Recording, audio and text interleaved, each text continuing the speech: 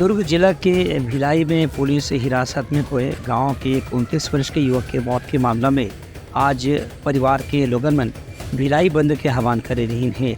इला कांग्रेस डहार ने भी समर्थन दे रही से। कांग्रेस के भिलाई बंद के आयोजन में रिसाली मार्केट के क्षेत्र पूरा बंद रही से।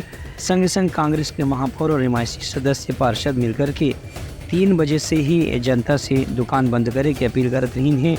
उमन के कहना है कि बंद के समर्थन में यदि शाम तक दुकान पूरा बंद रही तो शायद पुलिस प्रशासन के ऊपर एक दबाव बनी ओकर से मृतक के परिवार वाला मन ला कुछ न कुछ एक मुआवजा या राहत राशि की व्यवस्था हो सकत है। यदि प्रशासन के ऊपर बंद के जरिए दबाव बनाए के प्रयास असफल हो जाए तो फिर प्रशासन का हौसला बुलंद हो सकत है। एक स्थिति कांग्रेस कार्यकर्ता में आज बिहिनिया से ही लगातार भिलाई के आसपास के बस्ती और व्यापारिक क्षेत्र में बंद पर समर्थन की अपील करत रही हैं।